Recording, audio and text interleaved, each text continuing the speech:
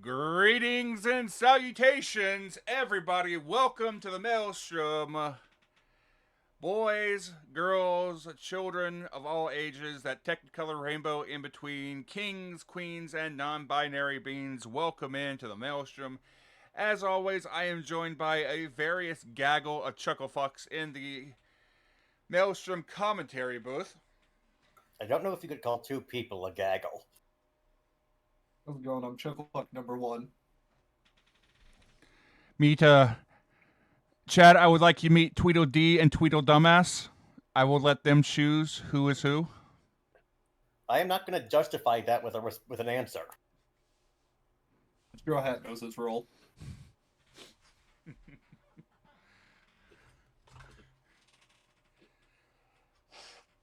That being Hi said, guys, welcome to the Maelstrom.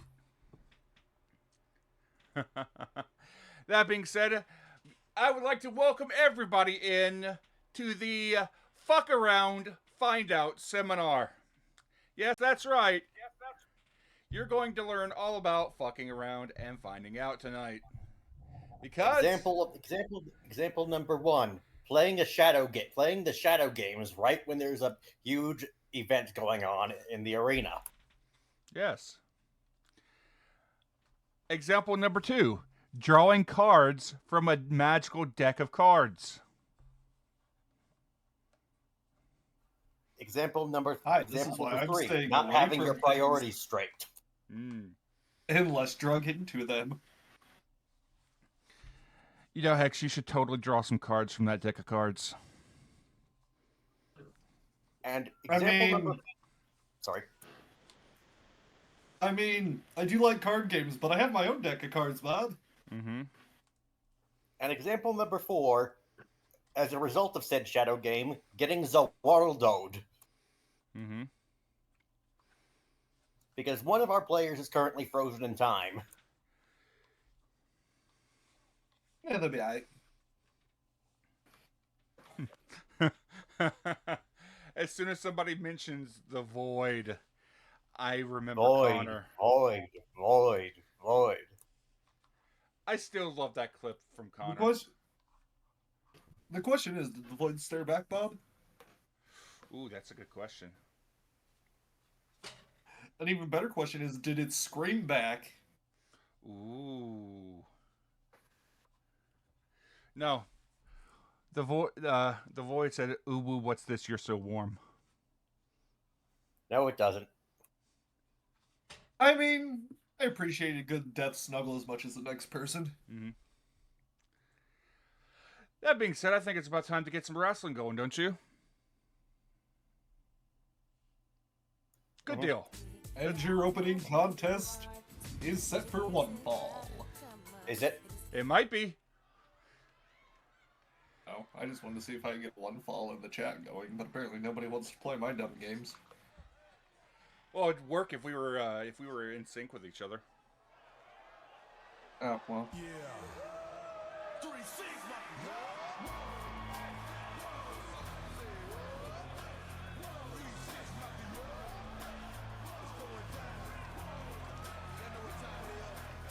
No Still have no idea how to pronounce this character's name. Gravy.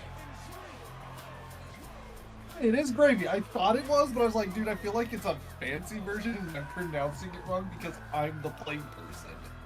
No. Gravy. So there was some speculation because I called him Gravy initially.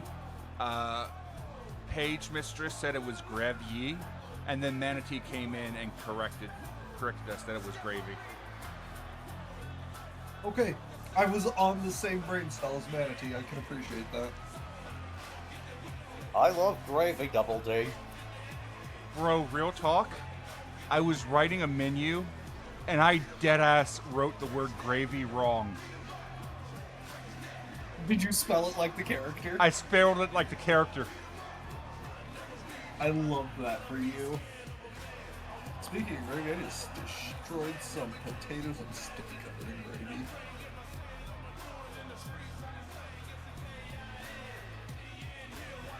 I went grocery shopping today, and I found a box of Pop-Tarts on sale. Okay. I have like 3 months worth of kind Pop-Tarts now. Pop-Tarts? What kind of Pop-Tarts? Oh boy, let's find out, shall we? Oh no, he hasn't even looked at the box. What have I done? Oh no, the boxes are sitting next to me, stacked up. Like they're on display at the supermarket. Oh, nice. So fun little tidbit. My local I'm gonna call it a I'm gonna call it a co-op because they also work with our local barbecue place and a couple of meat places in the near vicinity. At least once a month makes homemade Pop-Tarts. Okay, Hex, to answer your questions. Girl Scouts, frosted coconut caramel, frosted chocolate fudge, frosted cookies and cream, frosted cinnamon rolls, frosted strawberry milkshake, frosted banana I'm bread, noticing a pattern here. and frosted s'mores. Okay, scoot over, Baba. Scoot over. I'm coming over. The fuck you are? This is my breakfast for work for like the next 2 months. You said What 3 if months. I offer to make you? What if I offer you, and this is my counter offer, from scotch, biscuits and gravy for one day Oh, fuck. as breakfast? That's a pretty damn good offer. And hey, I'm not talking those little bitty biscuits you get from like fucking Red Lobster. No, I'm talking cat heads. Mm-hmm.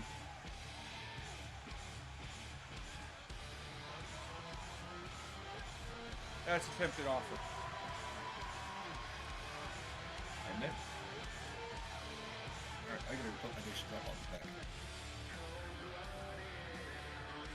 So I found out that even if I did get the belt and hold on to it first, except for enough defenses, I wouldn't have been brought back to life anyway. Oh? Who told you that?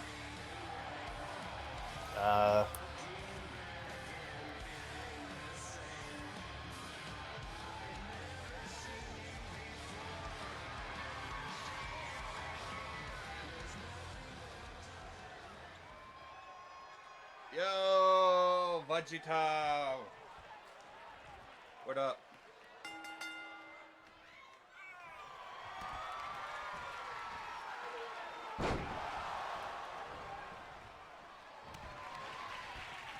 Oh.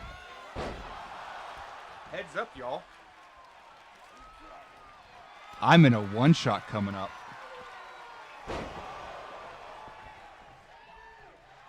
So, I'm making my debut on the Dummies and Disasters channel this coming Tuesday. Dummy, yeah. It's a Halloween one-shot. And here's the best part. The entire party is not allowed to tell each other what we're playing. Are you allowed to tell other people what you're playing? I haven't told anybody except for the DM what I'm playing. The only thing that well, I will say this. I have told the people that are I'm playing an existing character, and I have told the people that are in the campaign that I am playing the character. And yes, Willie, I am very excited. You see? Willie is here. Willie is in the session, and so I cannot talk about my character since Willie is here. The only thing that you need to know is, like all my character's a fucking problem. Of course it is. When do I ever play a character that's not a problem? I don't know. You could have done it before I met you.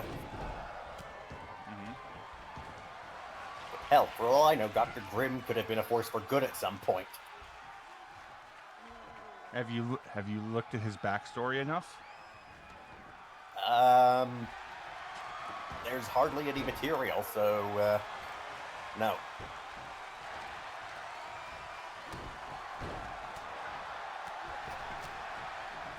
Oh, there's plenty of material.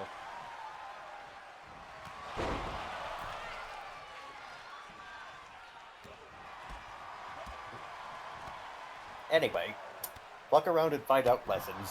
Who wants to start? Want a personal experience? No, I mean just any examples. Like, joking examples. I mean, Key into the wind.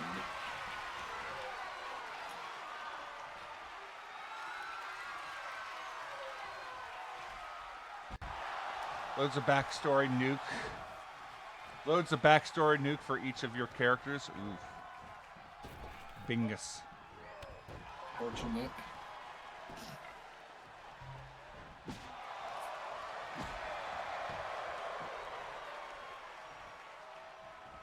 Bingus bongus fuck your life, Gus. What is it? Bingus and, what is it? Sprungo? Sprungo? Something like that. Sprungo. Oh, fun.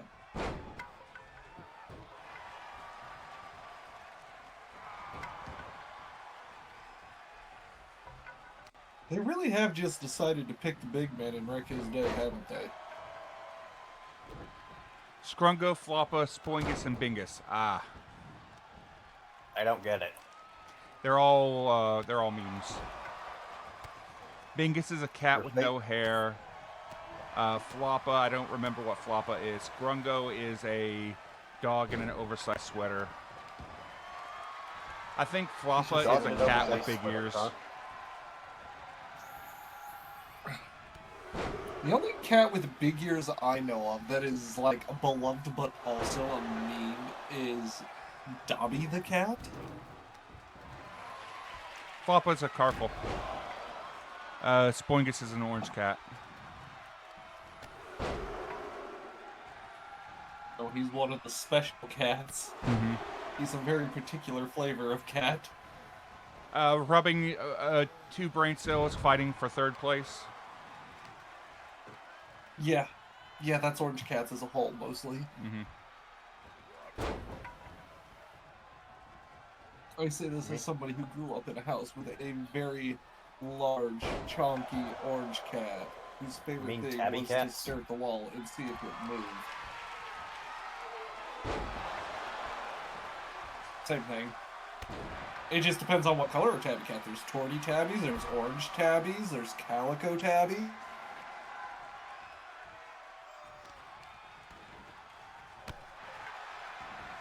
Like, say for example, if you want an example of fuck around, find out, watch this previous session of Saved by the Spell. Another example of fuck around and find out. Piss Theron's wife off. Piss Grandma Markov off. Another example of fuck around and find out. insult One Piece to my face. Yeah. I mean, I'm willing to do so.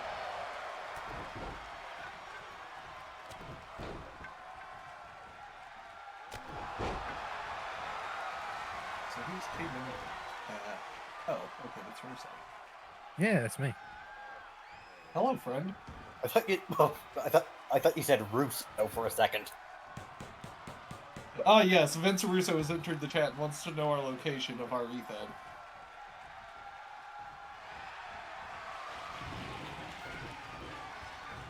What does that even sound like? A British Vince Russo? Let me be perfectly clear here, bro. I'm not going to get into Vince Russo with you because my personal experience with him is not great. Wait, you had personal experience with Vince? Yes, I have had a personal interaction with Vince Russo. My sympathies. Thank you. You'd be surprised at people that Hex has interacted with. So you are not surprised in how Cornette hates him. No, I know very well how much plainly. Cornette hates Russo.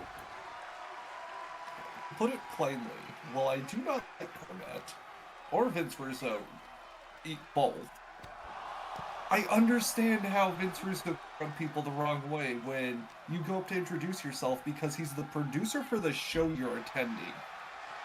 And you are a worker, and he just flat out ignores you and talks to the other dudes you're with. Because apparently you're interesting. Damn, that's pretty cold. Yeah.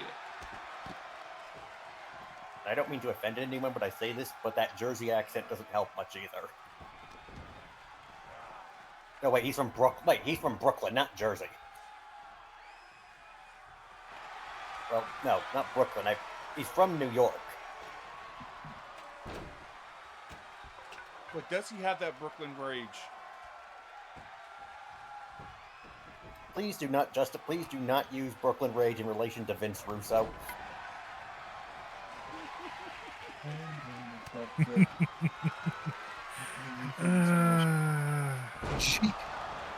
Kelly, how about you don't up deck?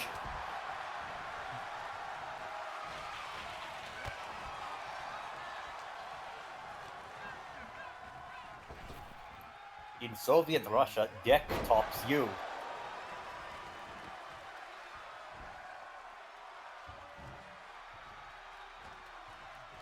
Trash can I mean, if it's the deck of many things, that's usually how it goes anyway. It is the deck of many things. Just a modified Number version. one. Oh, that was gross. Okay, Callie, here's what you do. 3 decks of cards. The deck of wonders, the deck of many things, and the deck of horrible. You draw 2 cards from each deck, put them onto the table in front of a person in random order, and they have to draw at least 1 card. But the more they draw, the more they get rewarded.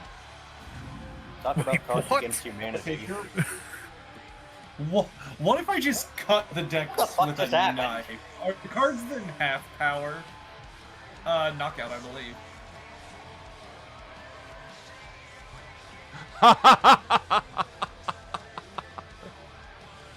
A tarot believe there's reading also- with a deck of many things. I believe there is also a deck of many more things as well. Never mind, it's this community. Yes, there is always a call for more chaos. Ignore my question I was about to have. Okay, Callie, hear me out. The tarot reading with the deck of many things, but it actively changes the character's history. Okay, now you're fucking with time, and you know what happens when people start screwing with time. Almost like this entire stream is about FAFO.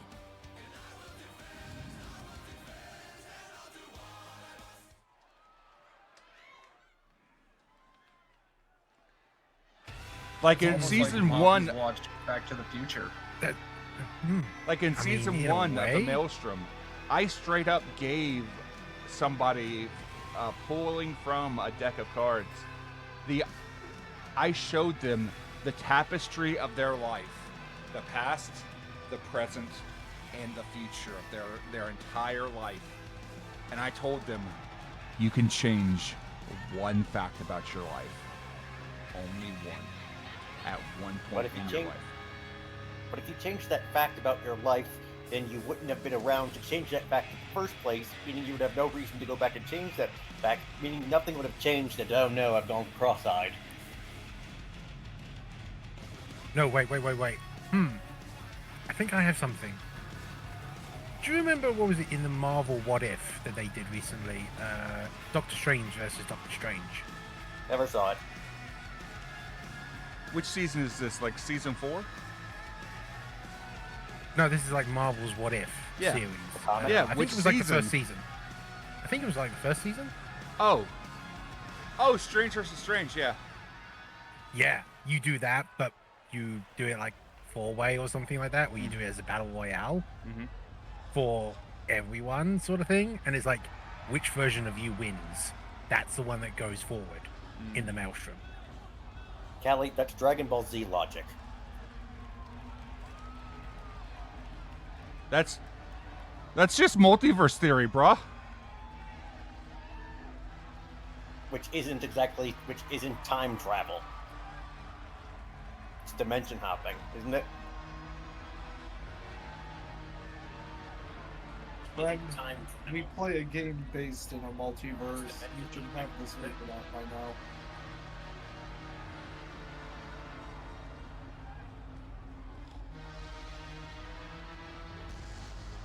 I'm just kind of thinking of something that Bob gave me, Mm-hmm. and I'm kind of thinking maybe have that like actualized or something. Mm-hmm. The mirror of many Zators, and be like, what happens if they basically all fight each other? Who'd win? Many To assume the most animalistic phrase, the one which was Zator, they've all got a fighting chance, unfortunately.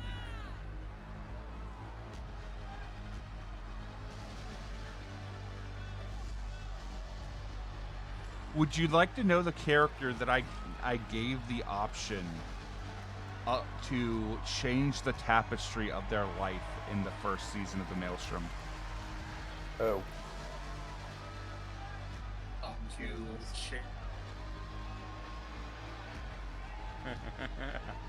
You all know him. Who was it? Who was it? It was Jaunt Tristram. God damn it. Actually, considering how much time I spent around Jot, that tracks. God damn it. Would you like to know the even more surprising part?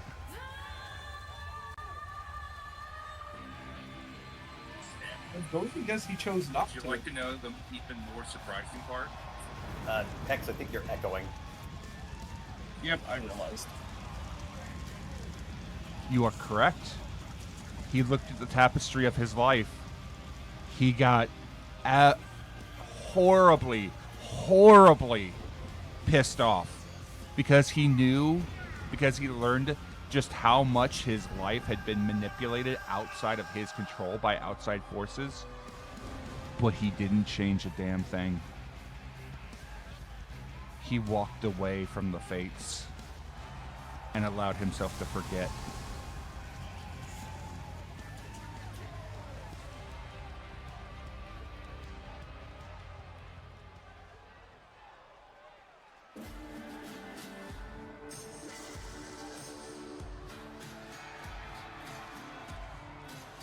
There is. He, in such, made a choice of saying, no, I'm taking my power back, which is exactly what he needed to do.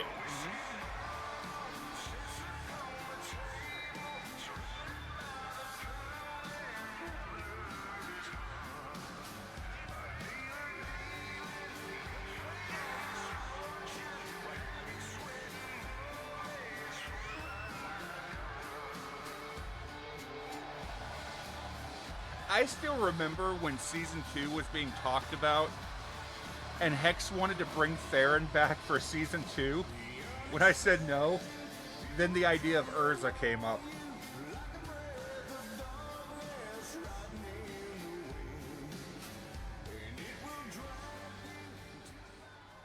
Well, I've caught on to why I have Alexa Bliss as my Titantron. What's that?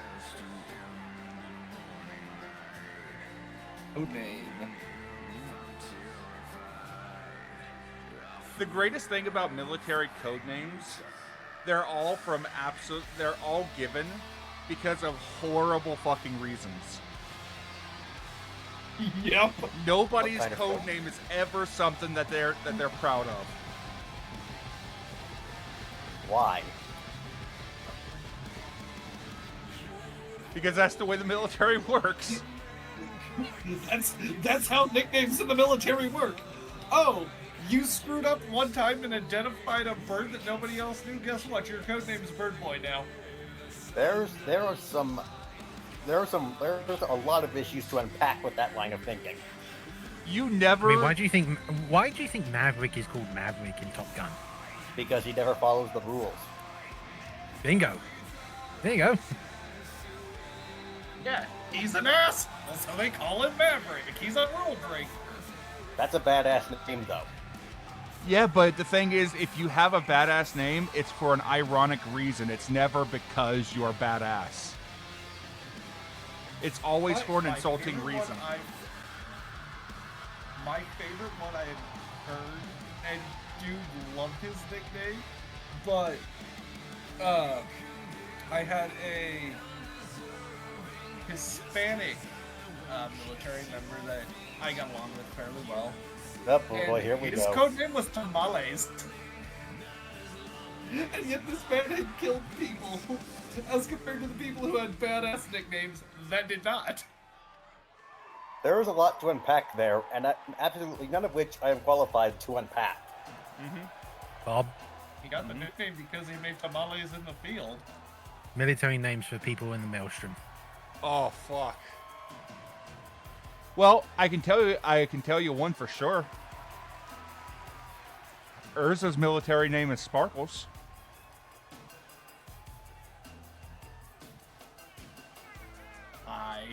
It's me. His squad. He literally introduces himself as Sparkles to people. Urza don't And give a it's so they fuck. don't get my actual name, because fuck the Fae. Gravy, well, if it were up to me, Zebra.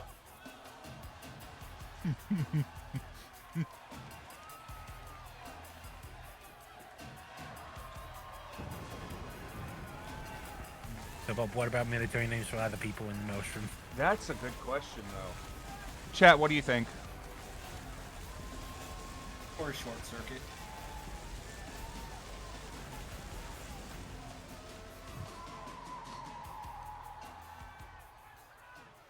I know what you did. I read the roleplay. What is his military name? Short Circuit. I know what he did to a man. I read the roleplay. Ah, Slayer would probably be Two-Face. No, that's a bit too... No. You gotta think it's gotta be something that's a little bit insulting. Calling him Two-Face is basically just saying what he is. Okay, so then if it's supposed to be insulting, then would it be inaccurate if I was to call if Friends was to be called Twilight?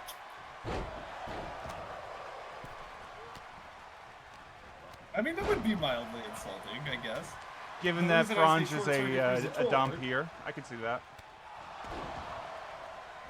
And like the reason I say short circuit Prison Tour is because he's a short stack. He's a short boy that uses electricity a lot. Mm-hmm. Yep.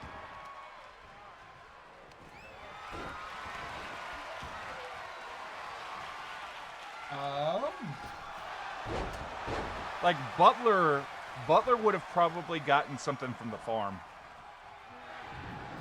since he worked security at on the ranch, he probably would have picked up some kind of like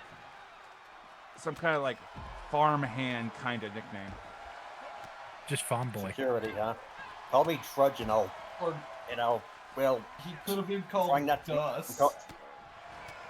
What? Gus. I can't understand. You ever watched the movie Love and Dove? I can't understand what you're saying. Gus. G-U-S. Gus. Why? You ever watched the movie Lonesome Dove? No. Really insulting. That's all I'm gonna say. I mean, the only Gus that I know is Gustavo Fring, so... I see a kitty. I think I need a kitty. What do you think, Doctor? With is Gustavo Sorolla. Hex run. Hex run. Oh, okay. No. No, Kath. No, you cannot scritch this kitty. No touchy the kitty. Specifically his tail.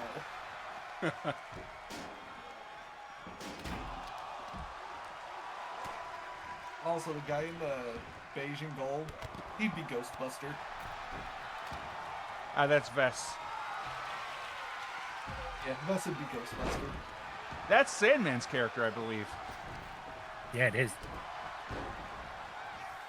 Also, Kath, thank you for the 100 bits.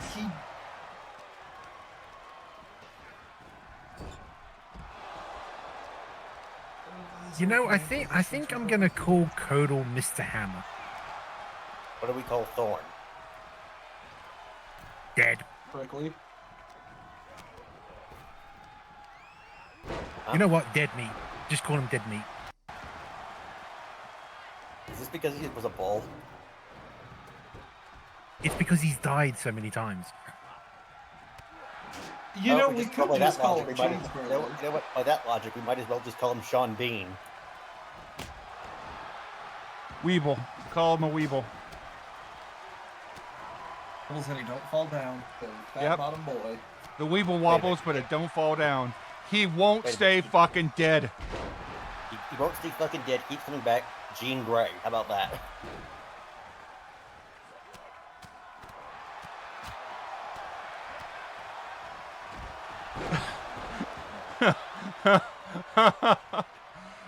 Then we'll have to start calling Thrawn Cyclops. Wait, I kind of love that. But it wouldn't work for friends.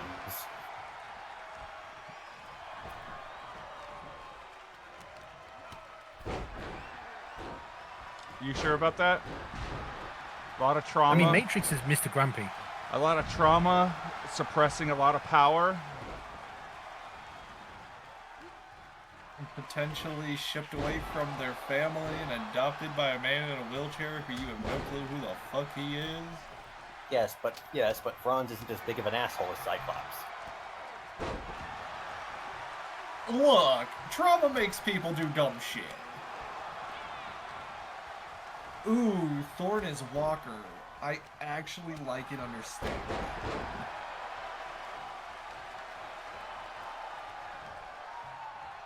Bronzy is Hex, with irony to current chat. Fair.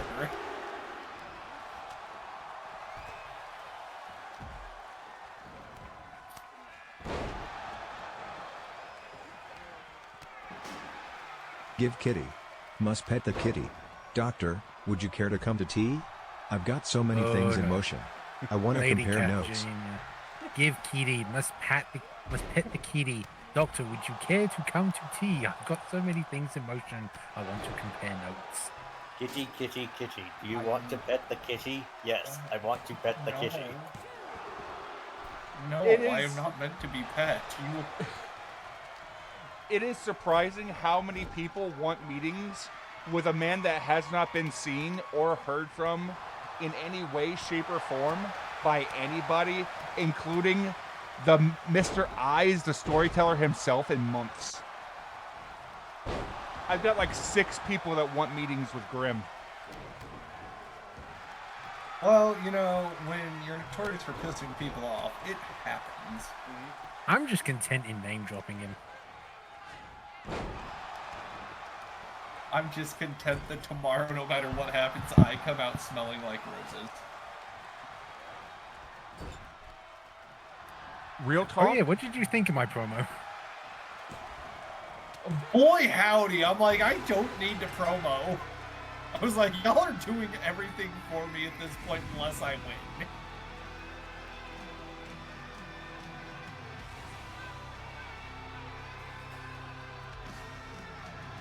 I love the smug bastard energy for Sawyer.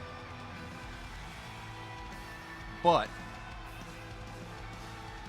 I'm going to say this. I have a weird, ominous feeling about Apocalypse. I don't know why. Oh. I know shit about what's going to happen. But I have this incredibly ominous feeling something's going to happen at Apocalypse. Like something wicked this way comes. Feelings of ominousness. Okay, so I'm not the only one. Good. Look, if it's the clowns, just say it's the clowns. If it was the clowns, I'd have a hand in it. But also, here's the thing. Apocalypse historically is notorious for something wild happening. Yeah. Because it's the Murder Cave's yard. But also, I'm going to say it now. I personally want Sawyer to win tomorrow. Win what tomorrow? The triple threat. The triple threat between me, him, and Uncle. Is that a thing that's happening? Yes. So you know how we theorized that Uncle had millions like squirreled away in, unnamed bank accounts all across the world? The ones that Sawyer hacked? Yes. So that the triple threat is basically winner gets the money that Ossier didn't take.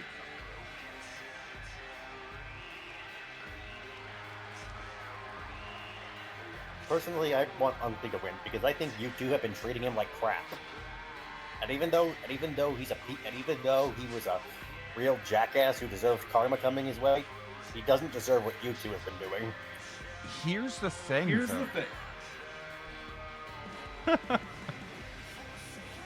All three characters. I'm gonna let Bob hit this.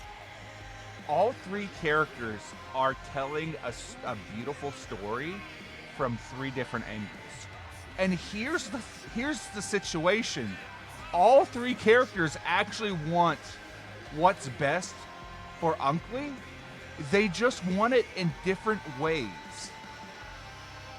Like Sawyer wants Uncle held accountable. Theron wants Uncle to learn to be self-sufficient. Blue Hood wanted him blown to pieces. Part of me thinks that wasn't Blue Hood. Like, do you think that Blue Hood is actually incompetent enough to where he'd miss the mark on purpose? Or where he would miss the mark if he tried to get somebody done? He was incompetent enough to unleash the hats. You think that was a mistake? But,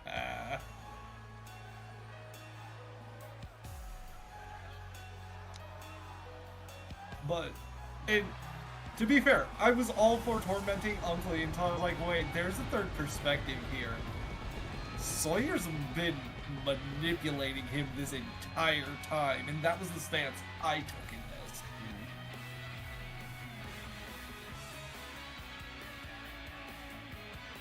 Which is why Theron's problem is more with Sawyer than it is Uncle not paying him.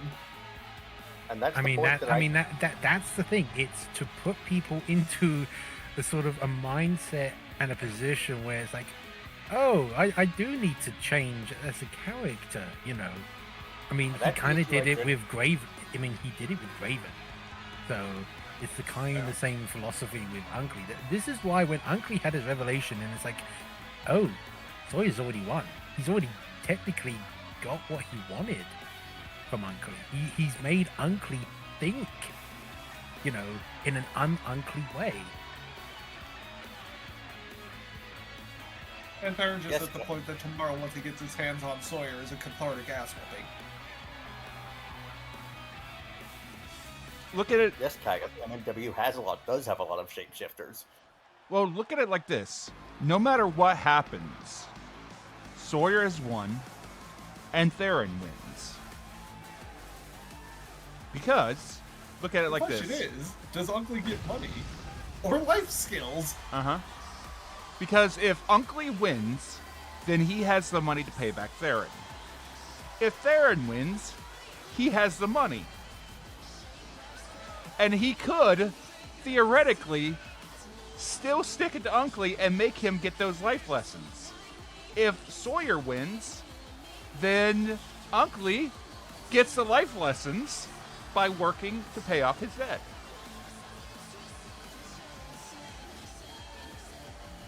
This has been I'm not gonna lie, because of this story, how much space it was taking up on the show in a good way, I actually forgot who our champion was. It was, TJ. TJ. Hashtag meant to be. But yeah, which is great. Love that for TJ. But because of how front and center this has been, and it has been a story not involving the belt, I forgot TJ was our champion. He's become the CM Punk to Unkley's to the John Cena that is. Well, there's a Cena involved in here somewhere. Which is the interesting thing. You don't need a belt. You don't need a belt to do a storyline. Exactly. Nope. Like, it's like the bracelet. And I don't mean this in a pessimistic or unkind way to anyone else on the roster, but you put three of the best storytellers together in one story. Including storyteller? No, me, Unkley, and Sawyer. Oh, you said three storytellers. Oh, that's what you meant. Okay. Hex meant the three of the best promo artists on Warzone.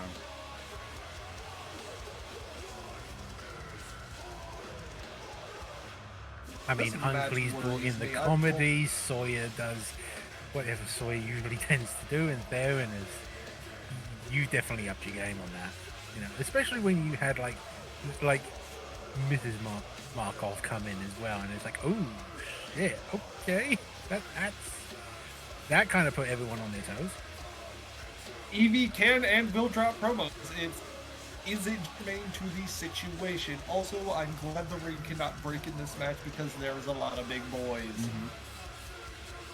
Believe it or not, Evie was a Season 1 Maelstrom character. And apparently we have yet another taker in the fuck around and find out game. Good. This time it was Nissa.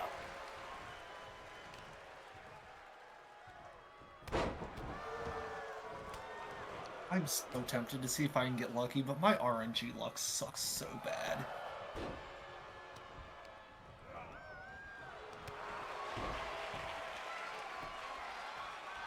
And she went up against King Goo, whoever that is. Hold up, King Goo? No, King Goo, like the English pronunciation of king. Uh-huh. K-I-N-G-U, King Goo. Ah, King Goo. I thought Goo came back. Why did I picture, like, King Boo, but slime coated? Because we had an event where Boo was released into the Maelstrom, but it was called Goo. Oh, okay, that explains it. Apparently I remembered that with not even... Legally distinct Boo. Legally distinct Majin Boo. Mm-hmm. that Boo. I thought you meant B-O-O, as in the Mario Boo. No, B-U-U, That's what I... as in it cracked the door open and walked into various locker rooms. Oh. Okay, to be fair, I was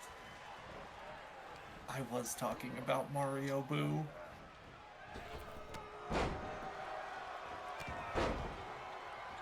Also, for the record, don't shit talk the mouse in this house. Wow, that motherfucker will tear you a new one. Look, the mouse. The mouse is. Yeah, look, I have no problem with the mouse. The company. I have no problem with the character of the mouse. The company of the mouse can bite it. The mouse is employing one of your RDMs. Oh, that's wonderful. I hope they're paying you well. You're working for the evil empire now. No, JC is. JC, and he's currently my RDM. Oh, this is gonna be fantastic. Huh? That explains the username. Yes, JC, I have questions. JC got casted in Twisted Wonderland, which is coming out on Disney Plus this Tuesday. He's a voice for it. That's wonderful. Is that the one where they have gender-bent versions of Disney villains? Yes.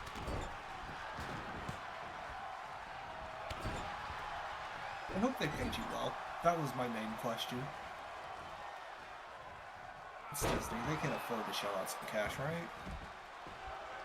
You'd think.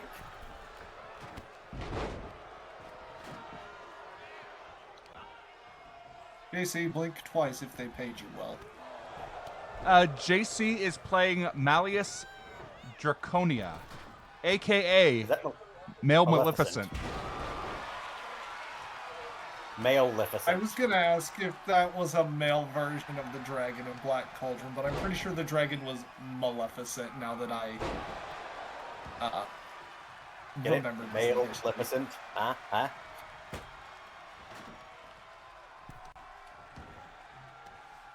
Straw Hat, your joke landed. It just wasn't very funny. I thought it was funny. I'm going to say this here and now.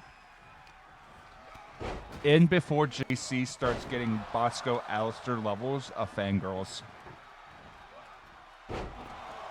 Oh God, no! Oh no! Oh no! See microphone. You take that evil and you shove it back in the bottle. No. Also see microphone free zone. I'm going.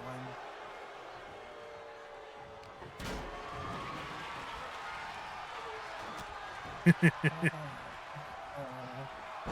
don't get it. That's JC's character. Yeah, I know that, but I don't get the context of the picture. Going into a boiling cauldron.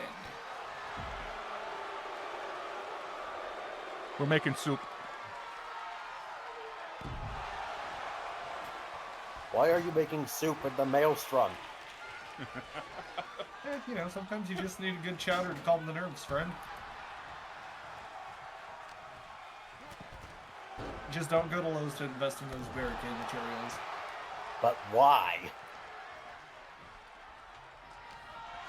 Dude, I'm not gonna lie. We joke about it, but Lowe's materials aren't the greatest. See, this is why I go to Menards, or Home Depot, or even True Value. And that's not to say they're bad materials, but comparatively to other big brand hardware stores, they're slightly above Harbor Freight. They get the job done. That's about it. You joke, but I wonder if this Twisted Wonderland stuff somehow makes it into Kingdom Hearts, because they would.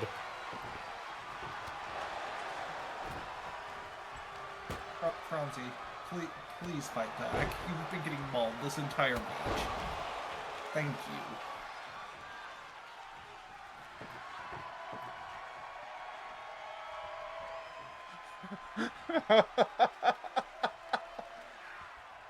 I just heard fucking Lanny in my head. Was it the Popo laugh? No.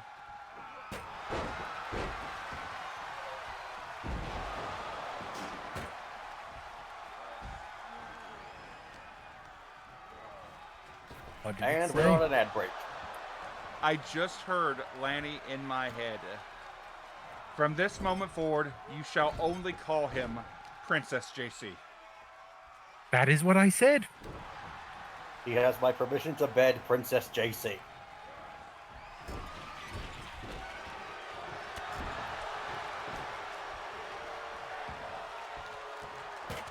What? There's a line from the show. Yep.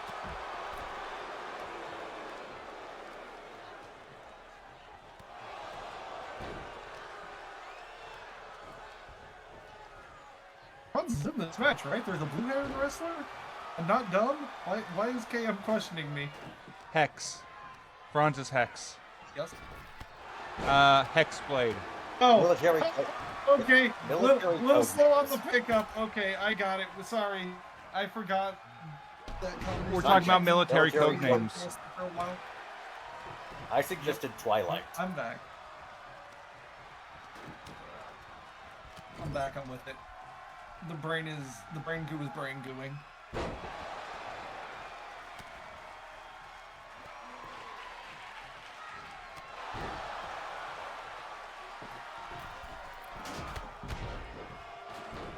Because Bob, I literally put in a message that says, does that mean JC is a Disney princess then? All hail Princess JC.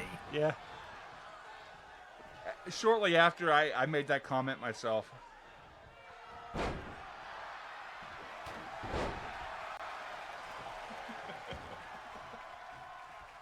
What do we call Lucius then?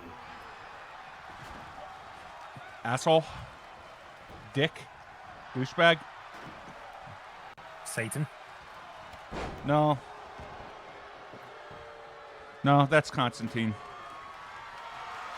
Also, who watched Cyberpunk last night? I didn't. I kind of passed out last night.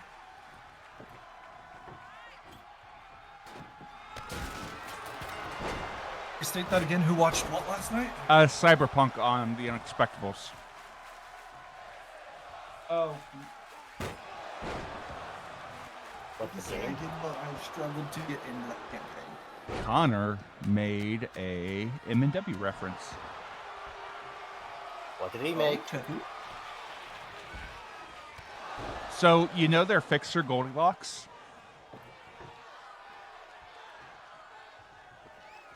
No, I never played the game. I can assume what that is. Uh-huh.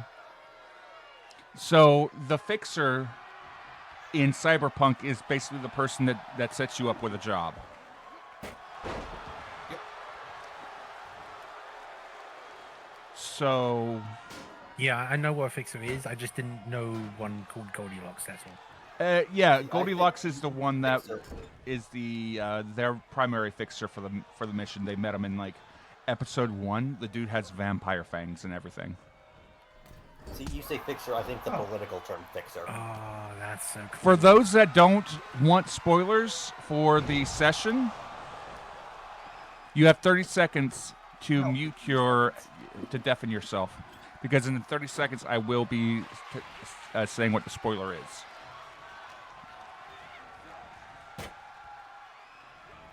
That being said, Franzi's table.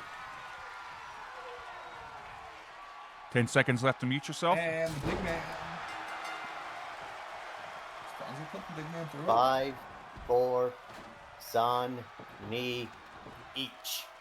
Goldilocks is a blonde-haired man with a blonde beard.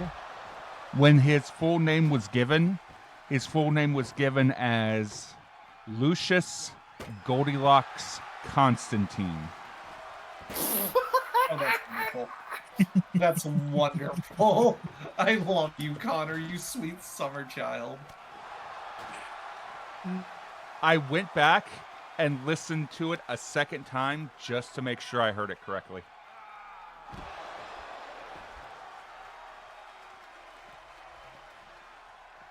Connor really is a one-of-a-kind DM in how he just sneaks things in there and you have to be paying attention. Dude, Bosco's the same fucking way. Oh, I know! Genuinely, and I say this as somebody who has watched or listened to every Strahd and genuinely enjoyed Bosco's roleplay, I would love to end up a game with Bosco as my DM at some point. Will it ever happen? Probably not, but hey, it's out in the ether. Who knows? I know I've played with Bosco. I can't remember if I've been DM'd by Bosco. I have played exactly one D&D session with Bosco, and it was weird Bosco being the counterbalance to my bullshit. What game was that? The Maelstrom one shot? No, that was a one shot. I asked somebody to DM for a charity event, and Bosco offered to be one of my players. Cool. We would go in further than that because there was some stuff around it that I couldn't Holy stuff that was fuck, going Lionel! around. Good God. Well, that's one way to end a match. The things that were being thrown around and stated were not true because everything in that campaign, including where the money went before it was delivered, was in my name.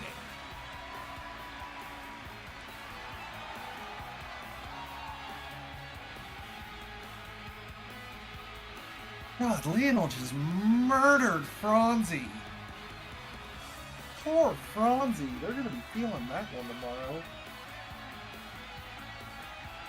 Just moonsault and battery through the table. I thought it was a fallaway slam. No. He had Franz up, and it was like he moonsaulted over the table, and then like power drove Franz in through the table using his own body as extra force. Which is an actual wrestling move. It is called Moonsault and Battery, and is used by my buddy Shane Mercer. Moonsault and Battery. God damn it! It was a fall away slam, but he didn't let go. He went with it. Yep. He said, screw it. Bosco, believe it or not, Bosco has been in Maelstrom before. Not as the NPC. He actually, what was it he played when he did the one shot that JC ran? He played the Mandalorian, I believe. Yeah, It was a experimental Pathfinder one shot, and the dude just speed ran the campaign. Yeah. Felt a little bad for JC in that one, to be honest. It was hilarious. Oh, it was funny.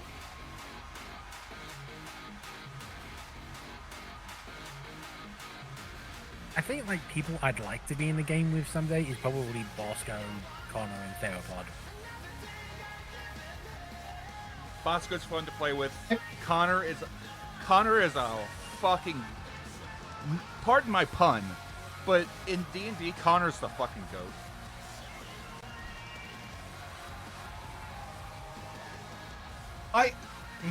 I'm not gonna lie.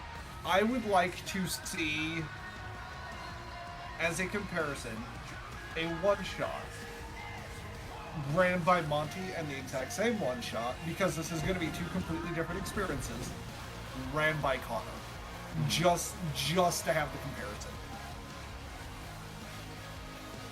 Also, this man has no reason to be this flamboyant, and I love him. This is one of my favorite Maelstrom entrances.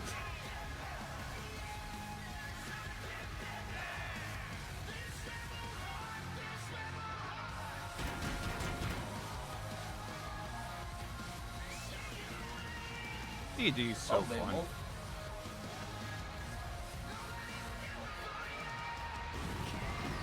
Well, Mabel, you're in the right place. You can roll a character and join the world of our shenanigans. It is play by post, so you don't have to worry about like turning up at a specific time. Whenever you want, really. Yep. That is the beauty of it. It works very well with my schedule and at Bob's leisure, which is why I get to play D&D.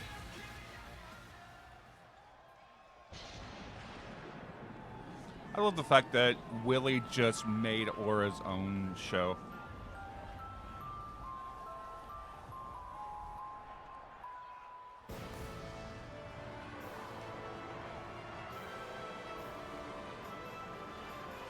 I believe Beowulf was an arms dealer in season 1 before he stepped back and bowed out of season 1.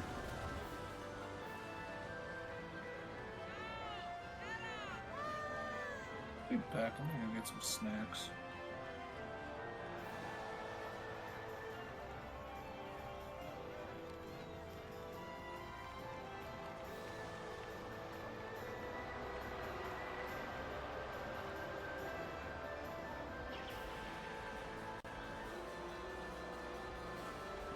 Like, the interesting thing about season 1 is there was a lot of people that were just playing behind the scenes and playing their own game, even though, like, they weren't in the spotlight.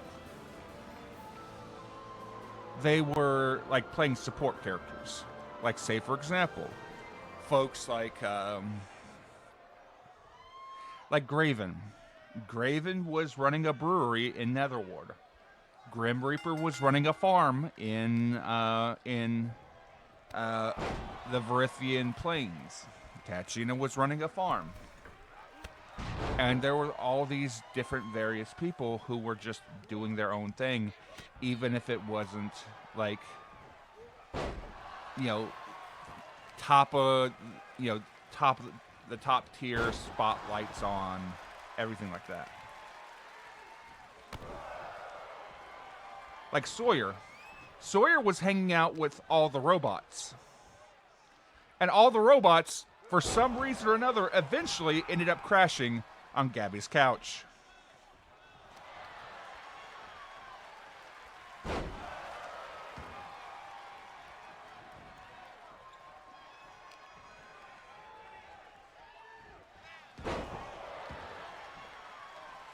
Oh, that must have been something. I think the only robots that didn't end up crashing on her couch was Tequila Gundam and Sola Gratia.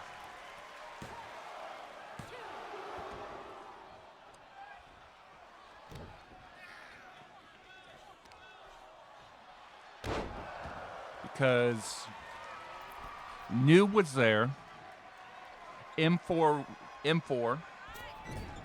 was there. M4 Malice, who eventually changed his name to Ben. And then actual Malice from UCW showed up. Sawyer was there. Yeah, that was a time. I believe Coliseum showed up before the souls got separated from Callie and Callie got sent on her way. And then Botch made a business in Gabby's lab.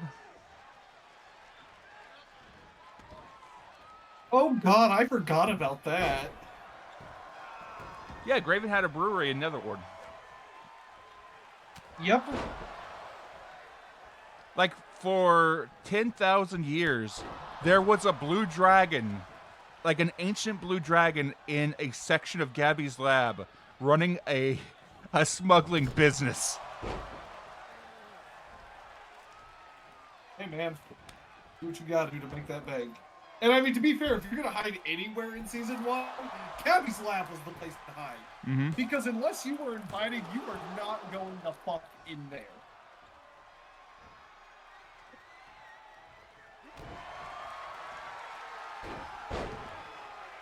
D&D's been kind of weird for me this week. Oh? I know it's more like me talking about like other campaigns, but I've had a player leave one campaign, and then I've had another player leave another campaign, and then like today, I've had a campaign shut down before it's even started. Dude, I've had one campaign has already gone on hiatus for me. One campaign is going to go on hiatus for me. And one campaign has been on hiatus for well over a year. I have like 5 D&D games. Now I'm down to 1. Yeah, I've got 2 campaigns that are currently on hiatus at the moment.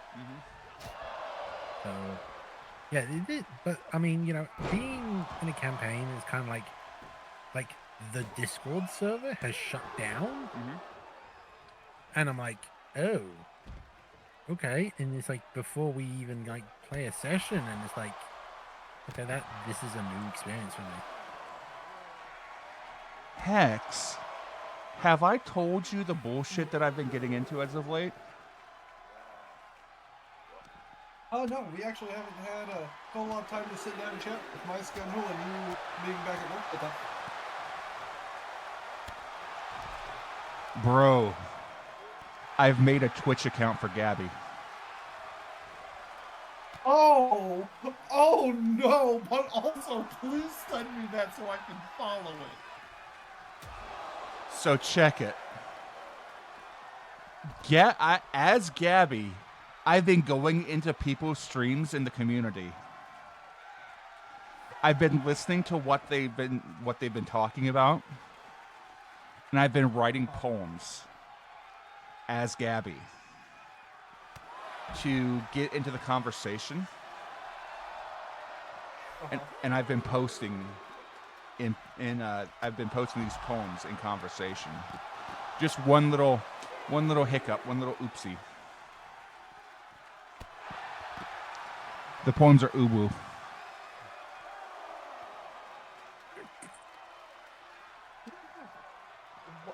As much as I personally hate the Ubu language, that is exactly what she would do just to get a rise.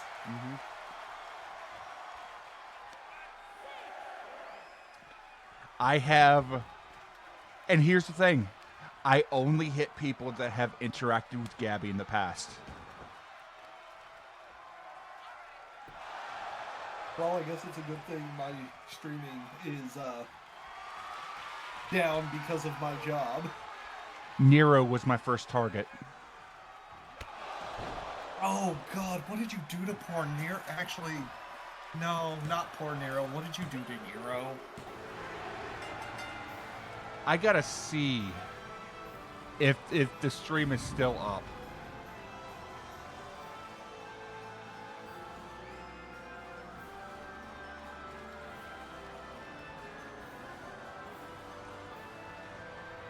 Also, Bale, I'm kind of jealous. I've never gotten to play Dragon Heist.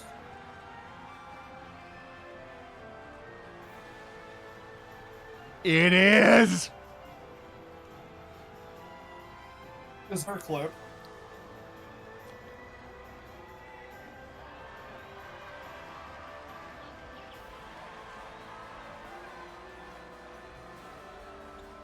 Okay, Hex, I'm gonna send you something.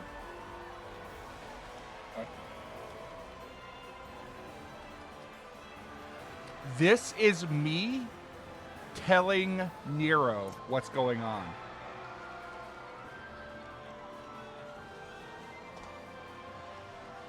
Okay, I'm gonna mute. Watch this on my phone and be back with reaction. It's just a text. Never mind then.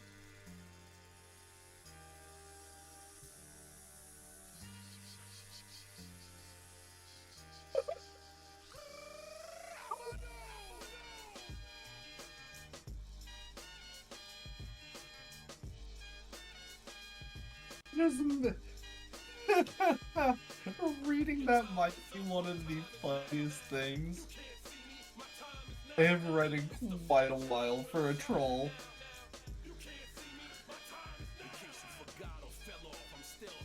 $153.9. I found it right back. 159.03.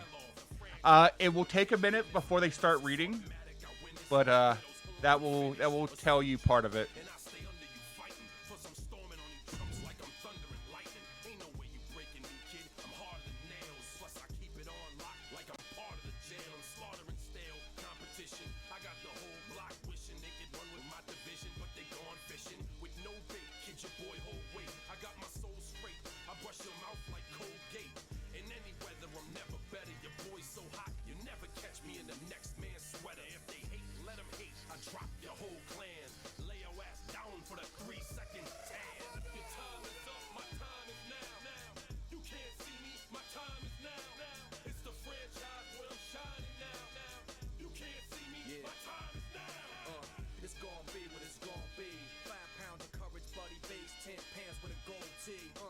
It's a war dance, a victory step. A raw stance is a gift, and you insist it's my rep.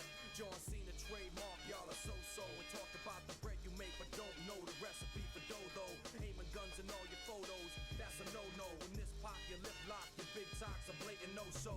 See what happens when the ice age melt. You see, monetary status is not what matters, but it helps.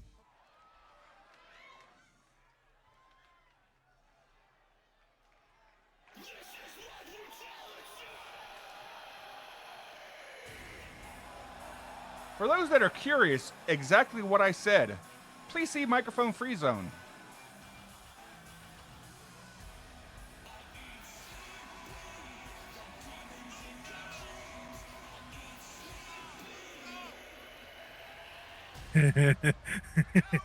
Nero sounded like he was trying to cough up a hairball.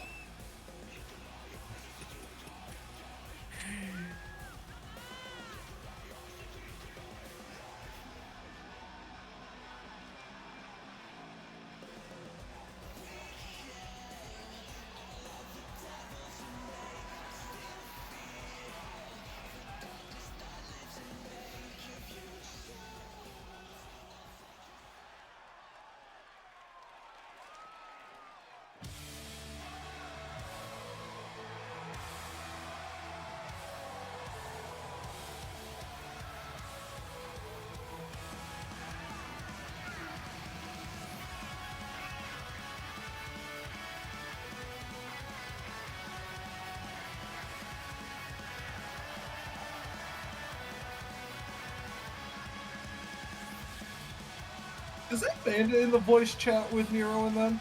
Who? Manda.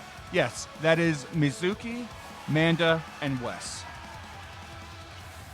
Hey, I wondered, I hope Manda's doing well. I haven't heard from him in quite some time. Mm-hmm.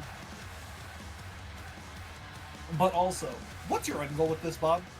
Trolling. I can respect it. So I've hit Zacho, I've hit Sean, and I've hit Nero. I'm not gonna lie. I'm curious damn. what Zacho said. I don't even know if I could say what you posted. Just like me trying to like read it is like, how whack do you say these words? Say it with a slur and a cutesy voice is usually how most people do it.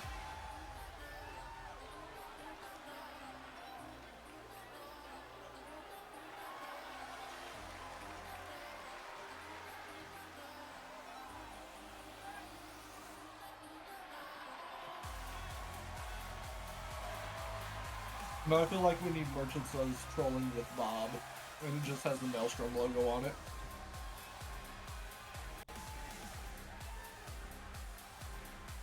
You know what? Next Halloween. I know a graphic designer, Bob.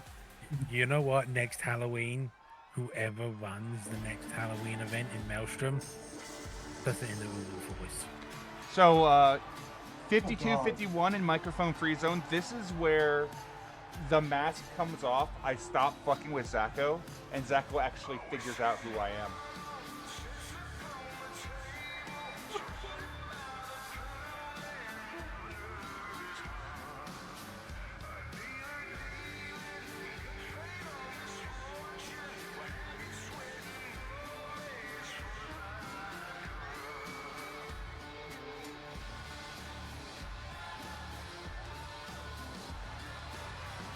Robot immediately calls my ass out.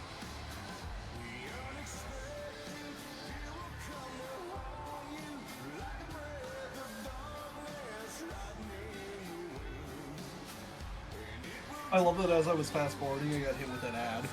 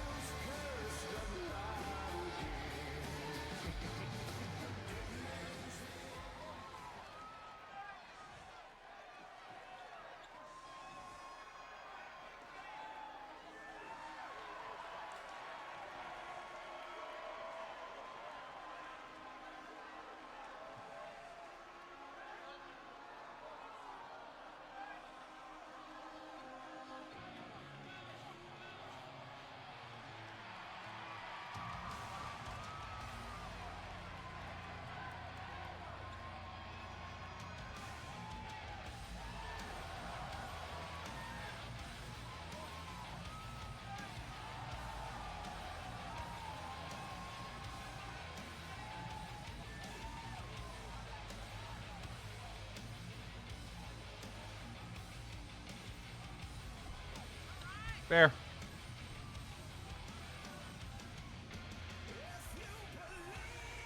Good, Arcleon. I'm glad that you enjoyed that.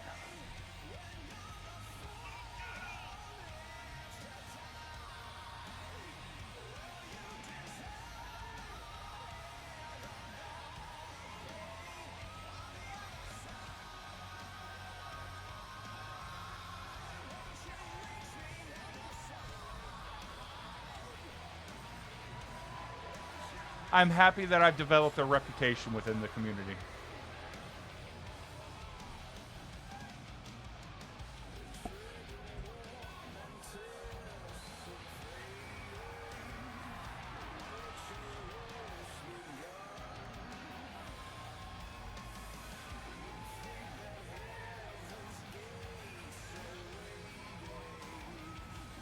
If Bob isn't your favorite ship poster, you're not living life right.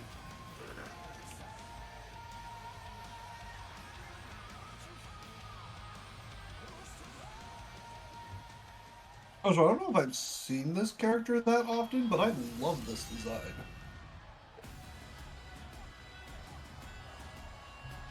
She's a red dragon NPC. Oh, well, I love the design. Mm-hmm. I felt very elegant. She's also very Black Widow-esque. I was kind of getting that, but I wasn't sure that was the correlation you were aiming for. Mm-hmm.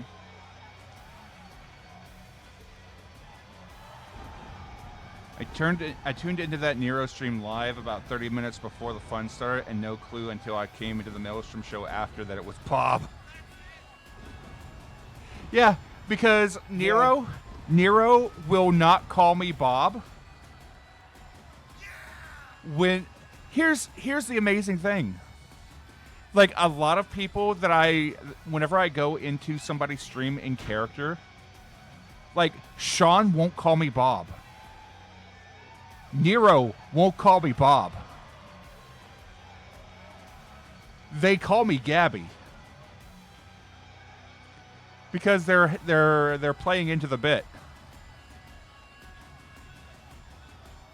But also, if you're privy to the joke, there's no point in ruining it. Mm-hmm. I had to watch the Zacho bit, and he's like, oh, that's so funny. Mm-hmm. I basically wrote an Uwu poem about a Zaku unit being sleepy. And let me get what I did to Sean. Oh, God.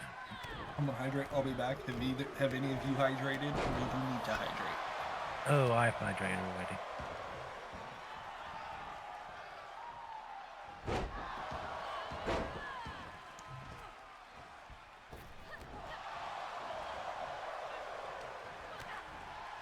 Luke threatened to time me out whenever I first posted on Sean's channel.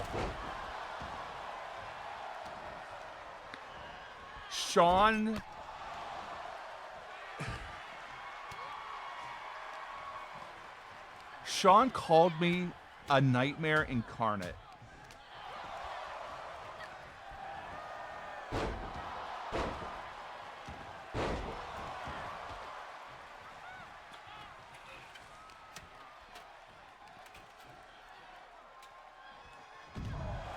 Like, Sean didn't realize it. Like, I didn't tell Sean who I was. I gave him a poem and he eventually figured out who it was.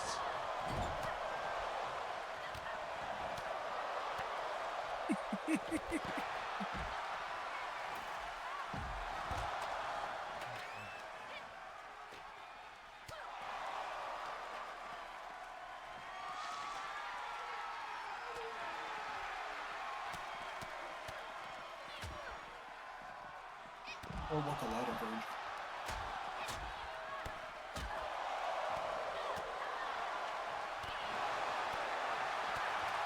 Oh my God, that You can tell you what, really giggles so much. the character of Gabby and Bob is the gift that just keeps on giving.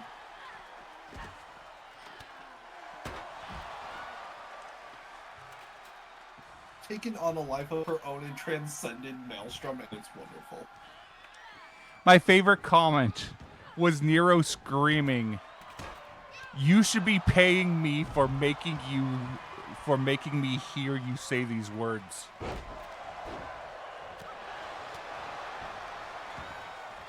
So for Sean, I'm just going to read this out loud. I'm not going to do the uwu voice. I said, "This is not a copy pasta. No, don't worry your eyes." From a pink-haired cat girl with 9 gazillion lives. Mad scientist, goggles cracked and coat all stained. Fueled by caffeine, my brain is completely insane. I spend nights on Twitch, giggling at the chat, dropping bait so smooth you can't dodge that. Trolling doofuses is my favorite game. When they rage quit, I whisper their name. So don't call it a meme. No, don't say script. This is Gabrielle Clark. Furry chaos, furry equipped. From my claws... Wait, I'm sorry, what did you say her last name was? Gabrielle Clark. That's her... Okay, I don't think I ever asked her last name. That's scary, considering that is my legal last name. That's, believe it or not, that's not her real last name. Okay, well, still scary. So, Gabrielle Clark is the name that was given to her by, swear to God, Sir Isaac Newton. Also, that sounded like it needed a beat behind it. So, rap Gabby. Gabrielle's real name is Jennifer Mannix. Mannix. Right, I got her code name, and then eventually got Jennifer. Uh-huh. Her code name started off as Gabrielle because she has a twin, and her twin's code name is Gabriel. When she... And I would like... Mm-hmm. I would like to point out, I respectfully never called her by her real name, because Theron feared what would happen if he did. Mm-hmm. Very few people actually learned her real name. It was a sign of trust if she told you her real name. Yep. And respectfully, he never used it. So, when she was trapped in Marvel World 717 by Dormammu, she got tossed in, basically she got in the middle of a fight with the Carnassals. She got picked up and yeeted like a javelin at a wall by a Carnassal. She fired her portal gun to a random multiverse to save herself, and her portal gun broke on the other side. Just after she got there, she caught the attention of Dormammu, who promptly house arrested her into Universe 717. That's unfortunate. So you understand how Gabby's power works. She's everywhere and nowhere at the same time, right? She is quite literally Schrodinger's cat. So imagine if you could see everywhere all over the planet at the same time, and suddenly there's a house that you can't see into. Hey, you're gonna want to go explore that bitch. Mm-hmm. Would you like to take a guess what house that was? I'm going to guess it was the Xavier Institute. No, although Xavier got a ping on her instantly. Oh, well, fair enough. It was either that or the mage school that Strange ran. I can't remember the exact name of it. The address for the house was 177A Bleecker Street. Sherlock Holmes' place? The Sanctum Sanctorum. Yeah.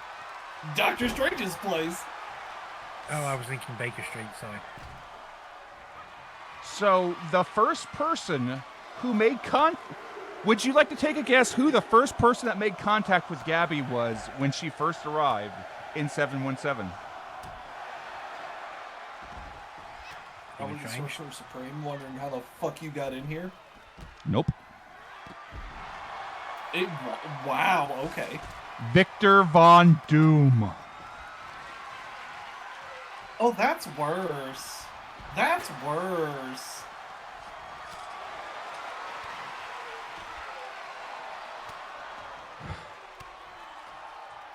Ooh, that's a spicy pairing. Victor Von Doom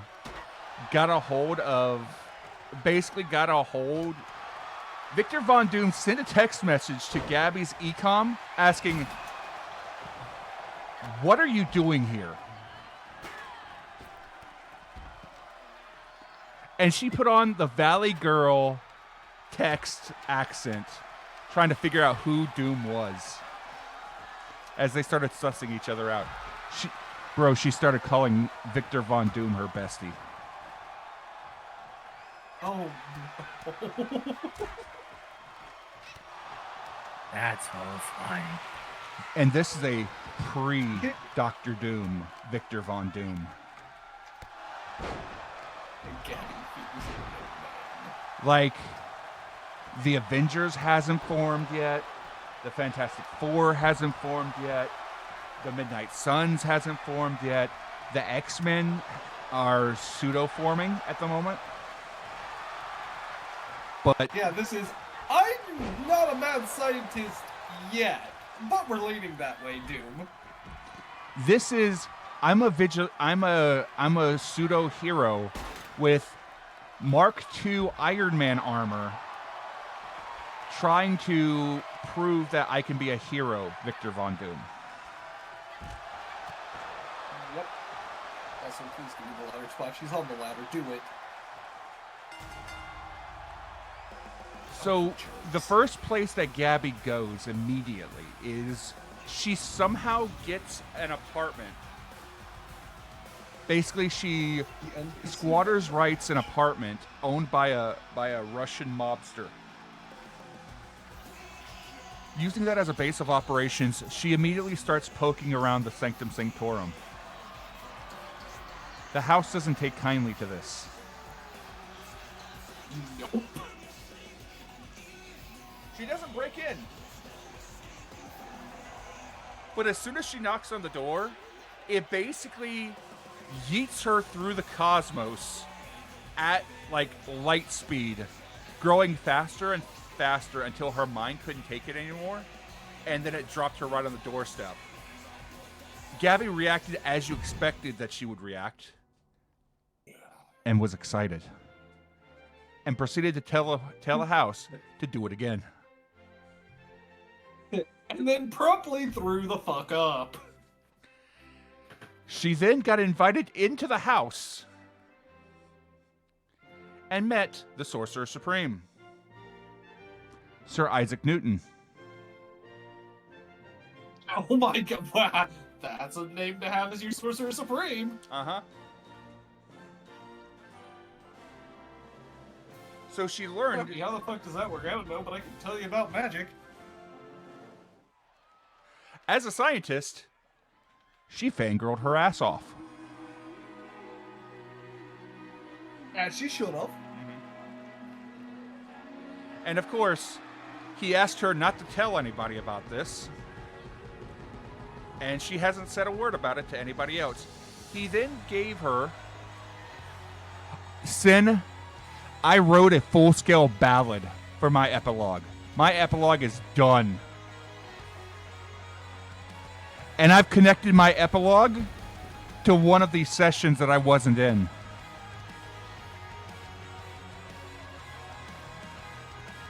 What the fuck? That's the penguin. What the actual fuck? Sorry, I just noticed this. Uh-huh. That's Croquet cosplaying as the penguin. Okay. I didn't see the nameplate because I was busy looking at something else. I was like, oh no, the gods are here.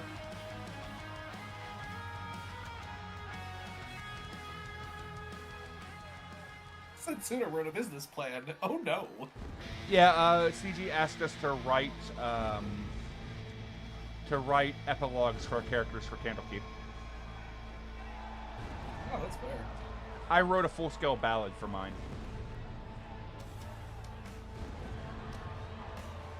I'm bad at writing, which is ironic when you listen to me do promos. Specifically Edie's promos, because I write all those and hand them off.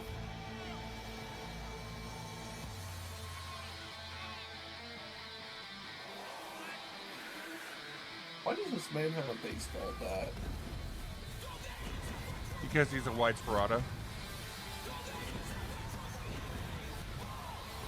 I will give you one piece. I will give you one piece of my epilogue.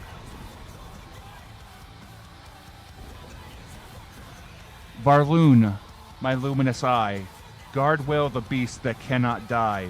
Lead him to light through storm and sin, till moonlight burns the beast within. Through ages dust, through shadowed years, through laughter, sorrow, blood, and tears, the Watcher flew silent. The Watcher flew on silent wing and watched his charge, remembering. In Candlekeep's eternal flame, the Watcher whispered his name. He led him where the stars aligned, to friends of heart and soul divine. That's all you're getting until the epilogue time. Bob, I'm gonna ask a serious question to you. Uh-huh. Ever considered writing a short, like a child's fantasy book? It'd be interesting. I feel like you specifically, the way you craft words and write things, would write a really good, like, 25-page bedtime story fantasy book. You know I'd write it about Rams. That's fine. I would absolutely accept that. But and if this plants a seed in your brain, that's fine, great. I didn't intend for it to, but I feel like you could write a really good child's bedtime storybook.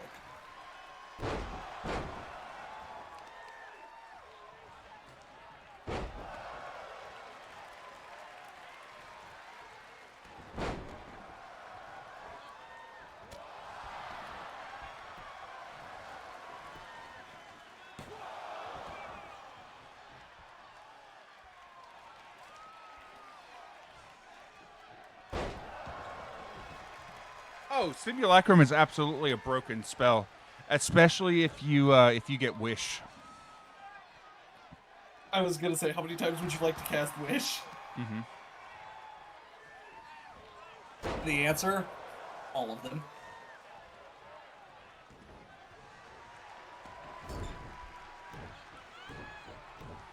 Simulacrum.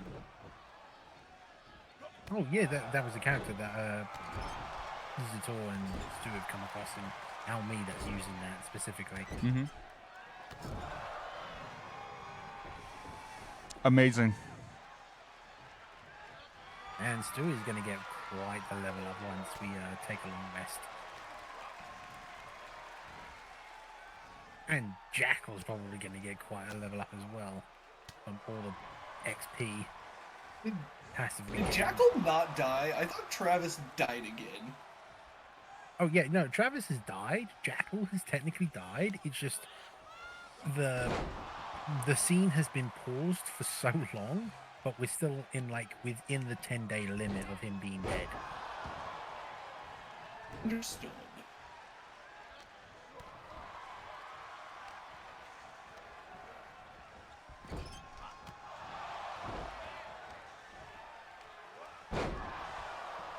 Because time is fucky wucky in the Maelstrom. Yeah, that's the thing with the arena, is that time in the arena does not reflect time in the real world. Nope. Like one-to-one, it's like completely skewed. You could spend months in the arena and only like one day has happened in the waking world. Vegeta, that is really amazing, and when it happens, welcome to the level 10 club.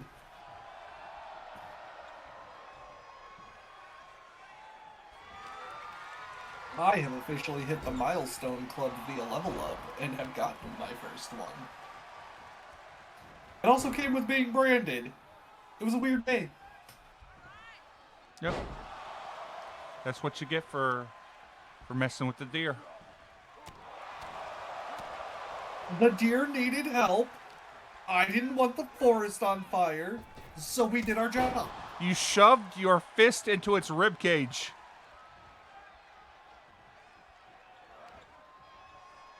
Was I successful? Did the job get done?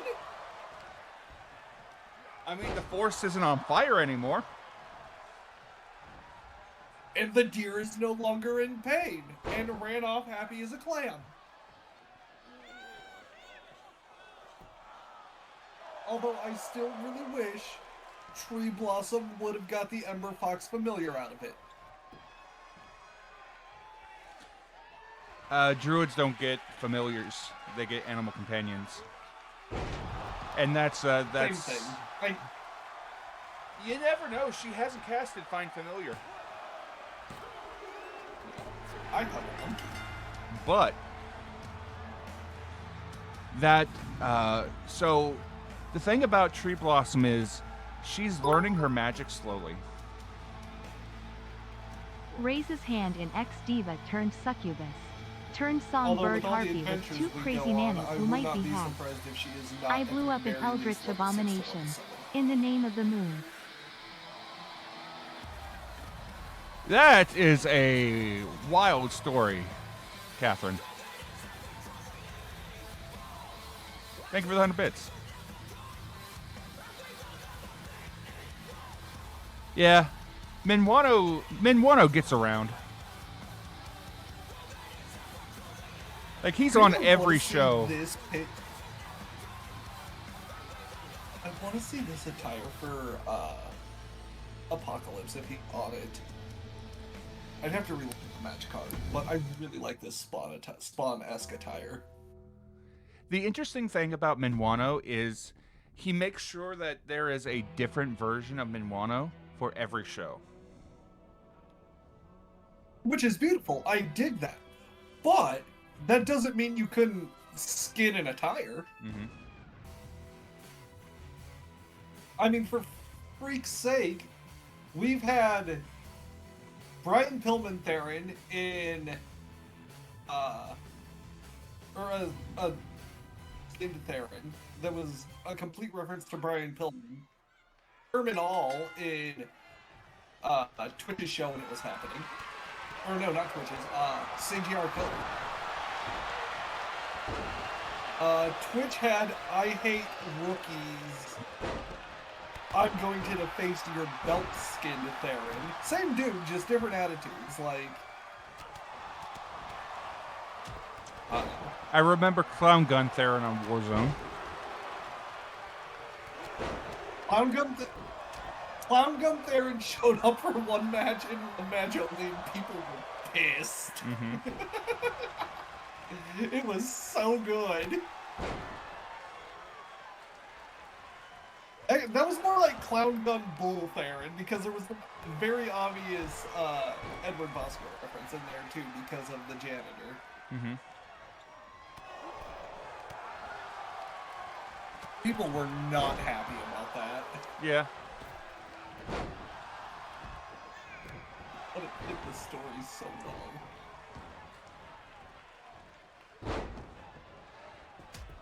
Like, can you imagine if just Marcus Piper shows up and joins the Warzone roster? How fast he would get grabbed and dragged into the Outlaws? It would be, so we're doing this, right? That would be the conversation. Like, he would be doing his first promo, and then just out of nowhere from behind, Theron's head would just rise over one shoulder, and then CGR's head would rise from the other shoulder. And then there's Nagano, who's confused at what the fuck is going on and why this man is important. Mm-hmm. And they're just going, hello, old friend. We have business to discuss.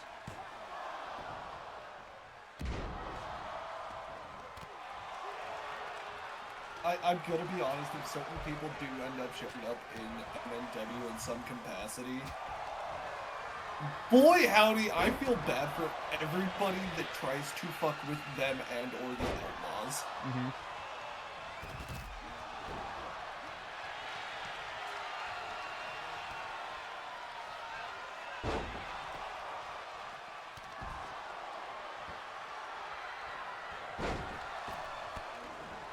Reptile guy's taking it to Turtle Mushroom Lad on the outside. Good God.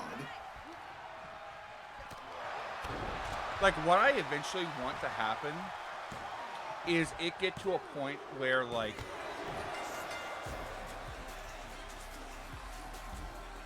damn, what the fuck just happened? Right? Yeah, like, you blinked and you missed the finish to that match. Miska said, no, we're done here.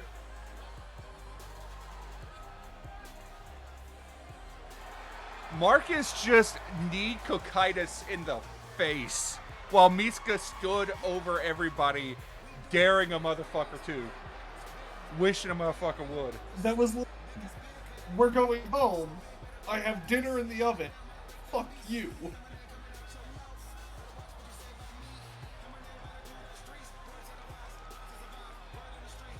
Oh, that was Osiris I was taking me to the mushroom light on the outside. It's not a reptile. That I'm aware of.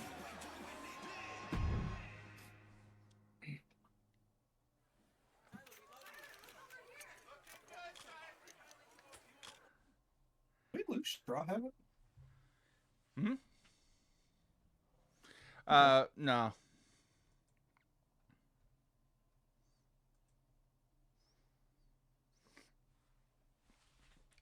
He deafens on occasion. Fair enough. Let's see. Ooh, and Matrix with a trinket grab bag. Oh, I was about to say, we've been the whole night without a trinket. What do we got?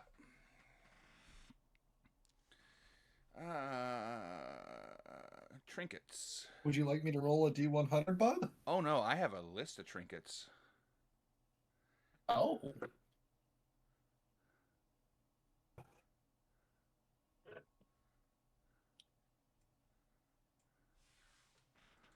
I believe. How big is said list?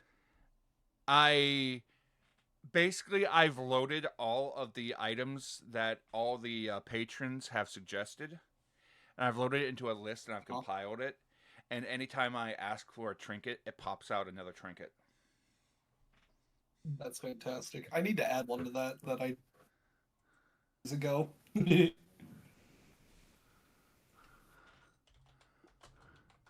Matrix, you find the skeleton keychain, a tiny brass skeleton that dangles from a ring.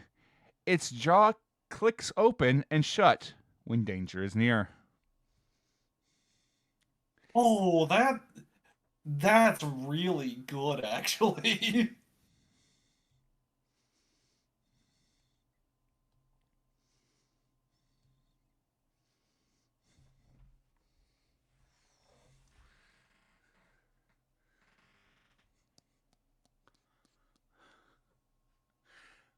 Just keep it on your belt loop. Just hope it doesn't start asking what a skeleton's favorite food is.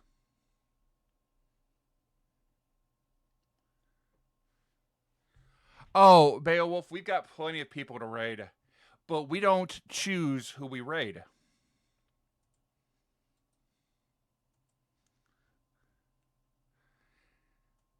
Let's see, who all do I have? Spin the wheel.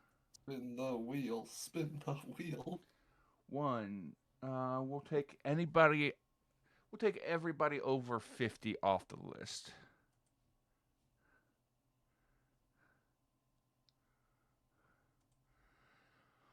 One, two, three, four, five, six.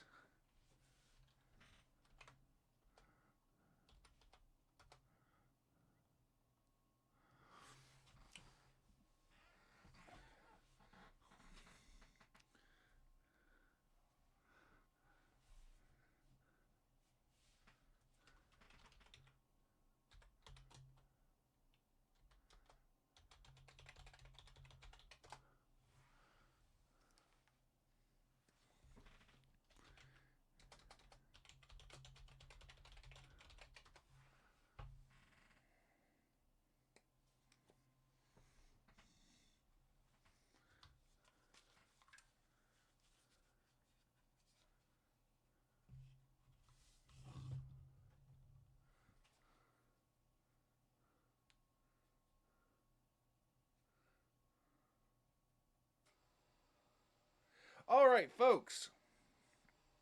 That being said, I want to take a moment. I want to thank everybody for coming in, hanging out, having fun, goofing off. I want to sincerely thank you all. And I would like to wish you all a good morning, good afternoon, good evening, good night, wherever it is, wherever you are, and show Connor some love. Bye-bye, y'all. Bye-bye. Oh, no.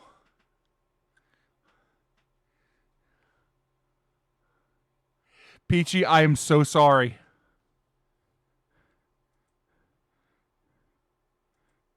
Peachy, if you are here, I am so sorry. Peachy Sakura rated in just as I rated out the Connor.